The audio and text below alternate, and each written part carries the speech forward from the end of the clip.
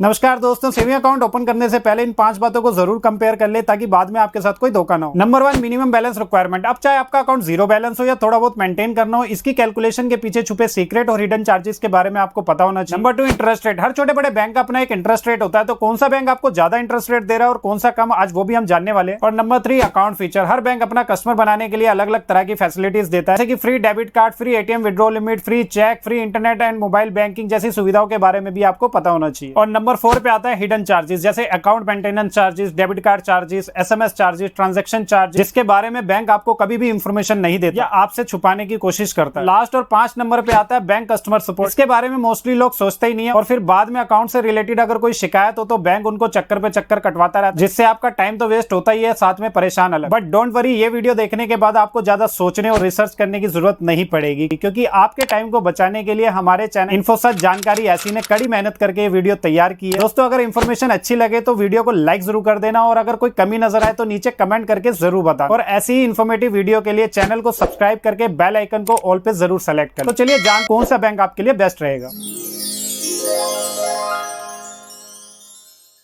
दोस्तों, आज हम टॉप 10 बैंक्स को कंपेयर करेंगे, जिसमें 5 गवर्नमेंट बैंक्स हैं और 5 प्राइवेट। गवर्नमेंट बैंक्स के अंदर आते हैं SBI, bank of Baroda, Punjab national bank, Canara bank, union bank of India. और वही प्राइवेट बैंक्स में आते हैं Axis bank, ICICI bank, HDFC bank, yes bank और एयू स्मॉल फाइनेंस बैंक। सबसे पहले हम कंपेयर करते हैं मिनिमम बैलेंस रिक्वायरमेंट के पैरामीटर पे, जिसे आप मंथली या क्वार्टरली एवरेज बैलेंस के नाम से भी जानते होंगे। मिनिमम बैलेंस डिपेंड करता है कि आप कौन से बैंक में और किस टाइप का अकाउंट ओपन करना चाहते हैं, जैसे सेविंग अकाउंट, करंट अकाउंट। उसके हिसाब से हर बैंक का एक मिनिमम अमाउंट होता है जो आपको हर महीने मेंटेन करना होता है, और ऐसा ना करने पर आपको कुछ चार्जेस पे करने होते हैं। एग्जाम्पल के लिए मान लीजिए आपने एक सेविंग अकाउंट ओपन किया जिसमें मंथली एवरेज बैलेंस 1000 रुपए चाहिए, तो मैं आपको बताता हूँ इसकी कैलकुलेशन कैसे होती है। मंथली एवरेज बैलेंस का सिंपल फॉर्मूला होता है total end of the day closing balance divided by number of days in a month. Rule के हिसाब से आपका एंड ऑफ द डे यानी डेली का जो क्लोजिंग बैलेंस है वो महीने के लास्ट दिन सबको ऐड करके टोटल अमाउंट जो भी बनेगा उसको महीने के 30 या 31 दिन जितने भी हो उससे डिवाइड कर दिया जाएगा। सिंपल, अगर मैं 15 दिन अपने अकाउंट में 1000 रुपए रखता हूं और 15 दिन जीरो बैलेंस, तो टोटल अमाउंट महीने के लास्ट में आएगा 15,000 रुपए। और अगर इसको 30 दिन से डिवाइड करता हूं तो 15,000 डिवाइडेड बाय 30 आएगा 500 रुपए, यानी डेली मेरे अकाउंट की जो एवरेज आ रही है वो 500 रुपए आ रही है। और तो इस केस में बैंक को मुझे चार्जेस पे करने होंगे। और अगर मैं 15 दिन 2000 रुपए रखता हूं या डेली 1000 रुपए रखता हूं तो दोनों ही केस में टोटल अमाउंट मंथ के लास्ट में 30,000 रुपए बनता है। और अगर इसको 30 से डिवाइड करता हूं तो एवरेज 1000 रुपए आती है। अब एक एक करके हम सभी बैंक्स के एवरेज बैलेंस के बारे में जानते हैं। सबसे पहले हम गवर्नमेंट बैंक की बात करते हैं। एसबीआई के अंदर जीरो बैलेंस अकाउंट का भी ऑप्शन है, जिसमें आपको मंथली एवरेज बैलेंस रखने की जरूरत नहीं होती। दूसरे नंबर पे आता है बैंक ऑफ बड़ौदा, जिसमें जीरो बैलेंस से लेके आप 1000, 5000, 10,000 रुपए तक का अकाउंट खोल सकते हैं। ऐसे ही पंजाब नेशनल बैंक के अंदर मिनिमम आपको 500 रुपए अकाउंट ओपन करना होगा। उसके बाद 2000, 50,000, 1 लाख रुपए तक का भी अकाउंट अवेलेबल है। कैनरा बैंक के अंदर आप मिनिमम 500 रुपए से अकाउंट ओपन कर सकते हैं। और वहीं यूनियन बैंक ऑफ इंडिया के अंदर जीरो बैलेंस से लेके आप 250, 500, 1000 रुपए का भी अकाउंट ओपन कर सकते हैं। ये तो बात हुई गवर्नमेंट बैंक्स की। अब बात करते हैं प्राइवेट बैंक्स की, जिसमें सबसे पहले एक्सिस बैंक की बात करते हैं, जिसमें जीरो बैलेंस से लेके आप 10,000, 25,000, 1 लाख रुपए तक का भी अकाउंट ओपन कर सकते हैं। आईसीआईसी बैंक के अंदर भी जीरो बैलेंस से लेके आप 1000, 2000, 5000, 10,000 रुपए का अकाउंट ओपन कर सकते हैं। ऐसे ही एचडीएफसी के अंदर आप मिनिमम 2500 रुपए से लेके 5000, 10,000, 25,000 रुपए तक का अकाउंट ओपन कर सकते हैं। येस बैंक और एयू स्मॉल फाइनेंस बैंक के अंदर आप जीरो बैलेंस का अकाउंट ओपन कर सकते हैं, जहां पे आपको मिनिमम बैलेंस रिक्वायरमेंट की जरूरत नहीं पड़ती। आजकल गवर्नमेंट और प्राइवेट बैंक्स दोनों में ऑनलाइन डिजिटल अकाउंट ओपन करे जाते हैं, जो मोस्टली जीरो बैलेंस होते हैं, जिसके लिए सिर्फ आपको आधार कार्ड और पैन कार्ड चाहिए होता है। Monthly average balance limit depend करता है कि आप किस एरिया में रहते हैं। जैसे कि रूरल एरिया यानी कि ग्रामीण क्षेत्र में रहते हैं तो आपकी लिमिट कम होगी, और अगर आप अर्बन यानी कि शहर में रहते हैं तो आपकी लिमिट ज्यादा होगी। तो सेम अकाउंट के लिए अलग अलग क्षेत्रों के लिए अलग अलग अकाउंट की लिमिट रखी जाती है। अब बात करते हैं सेकंड पैरामीटर, इंटरेस्ट रेट की। आप सेविंग अकाउंट में जितना पैसा रखते हैं बैंक आपको उसके हिसाब से इंटरेस्ट देता है, लेकिन इसकी कैलकुलेशन कैसे होती है वो बहुत से लोगों को नहीं पता। तो चलिए पहले जानते हैं कि कौन सा बैंक कितने अमाउंट पे कितना इंटरेस्ट दे रहा है। यहाँ हम एवरेज बैलेंस की बात करने वाले हैं 1 लाख से लेके 25 करोड़ तक। अगर आप एसबीआई अकाउंट के अंदर 1 लाख रुपए से लेके 10 करोड़ तक का अमाउंट रखते हैं तो आपको 2.70% का इंटरेस्ट रेट मिलता है, और 10 करोड़ से ज्यादा रखते हैं तो 3% का इंटरेस्ट मिलता है। ऐसे ही बैंक ऑफ बड़ौदा में आपको 2.75% का इंटरेस्ट रेट मिलता है। वहीं पंजाब नेशनल बैंक के अंदर आप 1 लाख रुपए से लेके 10 लाख रुपए तक रखते हैं तो 2.70% का इंटरेस्ट रेट मिलता है, और 10 लाख से ज्यादा रखते हैं तो 2.75% का इंटरेस्ट रेट मिलता है। और अगर आप कैनरा बैंक के अंदर 1 लाख से लेके 25 करोड़ तक का अमाउंट रखते हैं तो आपको 2.90% का इंटरेस्ट रेट मिलता है, जो बाकी बैंकों से थोड़ा ज्यादा है।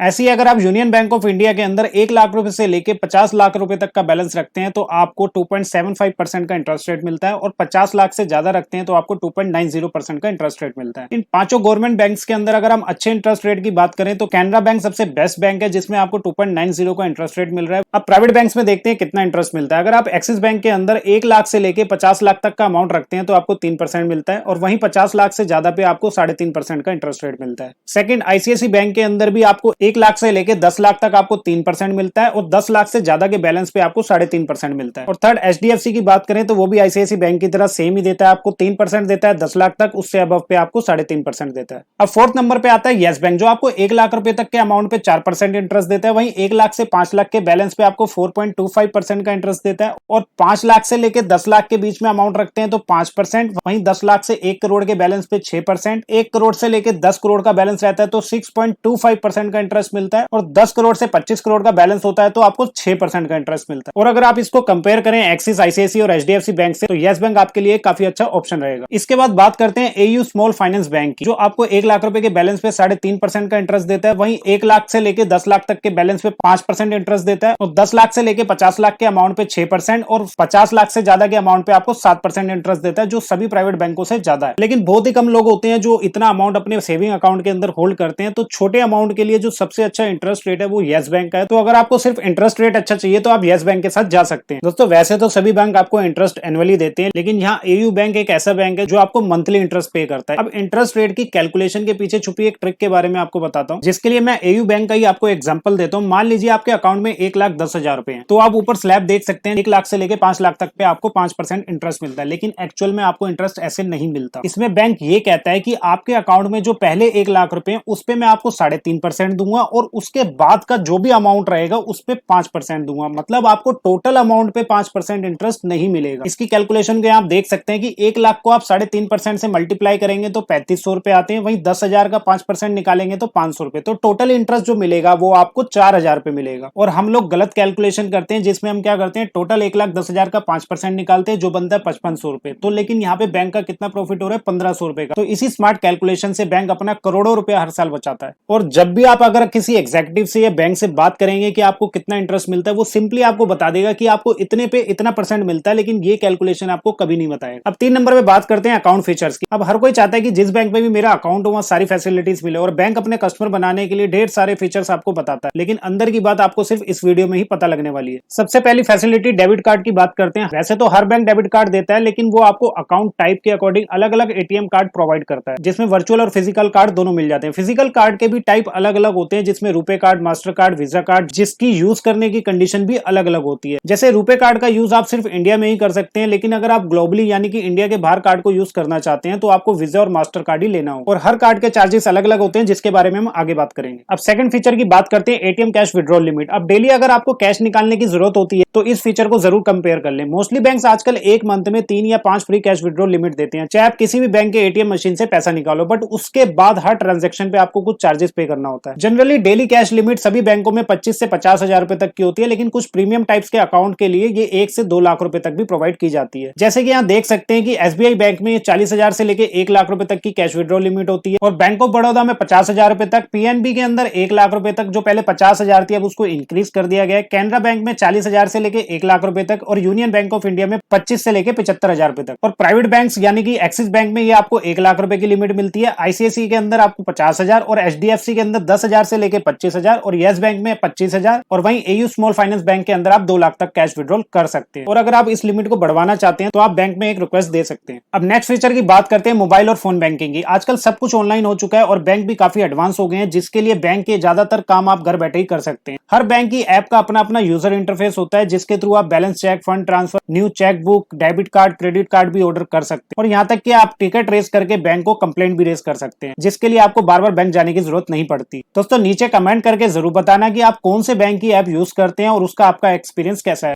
आजकल मोस्टली लोग छोटी मोटी यूपीआई ट्रांजैक्शन के लिए गूगल पे, फोन पे, पेटीएम जैसी थर्ड एप्लीकेशन का भी यूज करते हैं, और अब सेम फीचर आपको काफी सारे बैंकों की ऐप में देखने को भी मिल जाएगा। अब बात आती है चेकबुक फैसिलिटी। अब चाहे अकाउंट 0 बैलेंस हो या 1000-2000 मेंटेन करने वाला, कुछ चेकलिस्ट आपको फ्री ऑफ कॉस्ट मिलती है। जैसे अगर आप एसबीआई में सेविंग अकाउंट ओपन करते हैं तो पहले आपको 10 लीव्स की चेकबुक फ्री मिलती है, वहीं आपको बैंक ऑफ बड़ौदा में 30 की, पंजाब नेशनल बैंक में 20 चेकलिस्ट, कैनरा बैंक में 25 और यूनियन बैंक ऑफ इंडिया में 20 चेकलिस्ट फ्री मिलती है। और प्राइवेट बैंक की बात करें तो एक्सिस बैंक में आपको 20, आईसीआईसी बैंक में 25 और एचडीएफसी में आपको 25, यस बैंक के अंदर 10 और एयू स्मॉल फाइनेंस के अंदर 25 चेकलिस्ट फ्री मिलती है। मोस्टली सभी बैंक आपको नए अकाउंट के साथ फर्स्ट चेकबुक फ्री देते हैं और एडिशनल चेकबुक के लिए आपको कुछ चार्जेस पे करने होते हैं, जिसके बारे में भी हम आगे जानेंगे। अब फोर्थ पैरामीटर की बात करते हैं बैंक चार्जेस और फी की। कई बार मोटे मोटे चार्जेस तो बैंक आपको बता देता है, लेकिन बहुत से चार्जेस के बारे में आपसे छुपा लेता है, जिसके बारे में भी हम आज जानेंगे। सबसे पहले non maintenance charges. Zero balance account के लिए ये एप्लीकेबल नहीं होता, लेकिन जैसे पहले हमने बात की थी, जिस तरह बैंक आपको बैलेंस रखने पे इंटरेस्ट देता है, वहीं दूसरी तरफ मिनिमम बैलेंस मेंटेन ना करने पे आपसे कुछ चार्जेस भी लेता है, जो नॉर्मली 100 रुपए से लेके 800 रुपए तक होता है। उसके बाद next debit card charges. Account open करते टाइम बैंक आपको एक एटीएम कार्ड इशू करता है, जिसके लिए कुछ चार्जेस भी पे करने होते हैं, लेकिन कुछ बैंक आपको फर्स्ट ईयर ये फ्री देते हैं, लेकिन नेक्स्ट ईयर से आपको एनुअल फी पे करनी होती है, जो 100 रुपए से लेके 800 रुपए तक होती है। आजकल वर्चुअल कार्ड भी आपको मिल जाता है, जो बिल्कुल फ्री ऑफ कॉस्ट होता है, जिसे आप ऑनलाइन कहीं भी यूज कर सकते हैं। अब नेक्स्ट चेकबुक चार्जेस। जैसा कि पहले आप देख चुके हैं कि मोस्टली बैंक कुछ चेकलिस्ट आपको एवरी ईयर फ्री देता है, और अगर आपको एडिशनल चेकबुक चाहिए तो उसके लिए कुछ नॉमिनल चार्जेस आपको पे करने होते हैं, जैसे 2 या 3 रुपए पर लीव, जिसमें चेकबुक की ऑन एन एवरेज 75 से 100 रुपए तक की आती है। इसके साथ ही चेक बाउंस चार्जेस भी होते हैं। अगर आपका कोई भी चेक बाउंस हो जाता है तो बैंक इसके अगेंस्ट आपसे पेनल्टी लेता है, जो 200 रुपए से लेकर 800 रुपए तक की एवरेज होती है। अब नेक्स्ट आता है नेट बैंकिंग चार्जेस। जैसे एनईएफटी और आईएमपीएस के लिए कुछ बैंक जनरली 5 से 25 रुपए तक का चार्ज लेते हैं, जो आपकी ट्रांजैक्शन के ऊपर डिपेंड करता है, और आरटीजीएस के लिए लगभग 30 से 50 रुपए का चार्ज लिया जाता है। इसके अलावा एसएमएस चार्जेस, जिससे बैंक आपको बैलेंस अलर्ट भेजता है ताकि आपके अकाउंट से कोई भी ट्रांजैक्शन हो तो आपको पता चल सके, जिसके लिए बैंक बहुत ही नॉमिनल चार्जेस लेता है, जो मंथली या क्वार्टरली 15 रुपए से लेके 30 रुपए तक का होता है। दोस्तों ये सब चार्जेस डिपेंड करता है बैंक और किस टाइप का आपका अकाउंट है। तो जब भी आप अपना सेविंग अकाउंट ओपन करें, ये सारे चार्जेस आप उस बैंक की वेबसाइट पे जाके जरूर चेक कर लें, क्योंकि टाइम के हिसाब से ये सब कुछ चेंज होता रहता है। और कभी भी बैंक के स्टाफ या एग्जीक्यूटिव की बातों पे ना जाएं, सारी टर्म्स एंड कंडीशन आपको वेबसाइट पे मिल जाएगी। अब लास्ट और मोस्ट इंपोर्टेंट पैरामीटर नंबर 5 पे आता है बैंक कस्टमर सपोर्ट। वैसे तो अगर बैंक से आपको कोई प्रॉब्लम है तो इसकी कंप्लेंट आरबीआई को दे सकते हैं, जिसके प्रोसेस को समझने के लिए ऊपर आई बटन पे क्लिक करके हमारी इस वीडियो को देख सकते हैं। वैसे तो टाइम के हिसाब से बैंक भी काफी एडवांस होते जा रहे हैं, और बैंक में कंप्लेंट करने के लिए भी बहुत से तरीके हैं, जैसे फोन सपोर्ट। अब बैंक को कॉल करके अपनी शिकायत दर्ज कर सकते हैं, लेकिन कुछ बैंक के नंबर टोल फ्री होते हैं और कुछ के चार्जेबल, तो अकाउंट ओपन करने से पहले ये जरूर चेक कर ले। अब सेकंड, ब्रांच विजिट करके। आप ब्रांच में जाके भी रिटर्न कंप्लेंट दे सकते हैं, लेकिन रिकॉर्ड के लिए उसकी रिसीविंग लेना ना भूलें। ईमेल सपोर्ट, जो मेरा बेस्ट ऑप्शन है, क्योंकि अगर आरबीआई में आपको कंप्लेंट करनी है तो पहले आपको बैंक को एक रिटर्न कंप्लेंट देनी होती है, जिसका स्नैपशॉट आरबीआई को भेजना होता है, जो ऑफलाइन कंप्लेंट या बैंक में विजिट करके नहीं मिलता। लाइव चैट सपोर्ट, आजकल बहुत से बैंक लाइव चैट सर्विस भी आपको प्रोवाइड करते हैं, जिससे आप वर्किंग आवर में कभी भी कॉन्टेक्ट कर सकते हैं, लेकिन ये सर्विस कुछ ही बैंक आपको देते हैं, जिसे आप जरूर चेक कर ले। ऐसे ही मोबाइल ऐप में आप अपनी टिकट रेस करके कंप्लेंट कर सकते हैं, और सोशल मीडिया पे भी आप अपनी कंप्लेंट दे सकते हैं, जैसे फेसबुक, ट्विटर, लिंक्डइन। वहां पे बैंक की ऑफिशियल पेज पे जाकर आप उनको मैसेज कर सकते हैं। ये फास्टेस्ट मेथड होता है, जहां से आपको बहुत ही जल्दी सोल्यूशन मिलता है। क्योंकि दोस्तों जब मुझे अपने बैंक से कोई रिस्पॉन्स नहीं आ रहा था, तो मैंने ट्विटर पे उनसे कॉन्टेक्ट किया था, और 1 घंटे के अंदर ही मेरे पास कॉल बैक आ गया था। तो आप भी इसको एक बार ट्राई कर सकते हैं। और लास्ट में बात करते हैं वीडियो कॉल सपोर्ट। ये फीचर मैंने अभी तक एयू बैंक के अंदर ही देखा है। आप अपनी फोन की ऐप में जाके कॉन्टेक्ट अस पे क्लिक करेंगे तो वहां वीडियो कॉल का एक ऑप्शन मिलेगा, जिसपे क्लिक करके आप अधिकारी से फेस टू फेस बात कर सकते हैं। तो दोस्तों ये थे वो 5 इंपॉर्टेंट पैरामीटर, जिसको कंपेयर करके अपने अकॉर्डिंग बेस्ट बैंक को सेलेक्ट कर सकते हैं। अगर कोई भी क्वेरी या क्वेश्चन हो तो आप नीचे कमेंट करके पूछ सकते हैं। वीडियो को लाइक और शेयर करना ना भूलें, जिससे सही इंफॉर्मेशन सही व्यक्ति तक पहुंच सके। आज की इस वीडियो में इतना ही। देखते रहिए इन्फोसर्च, जानकारी ऐसी।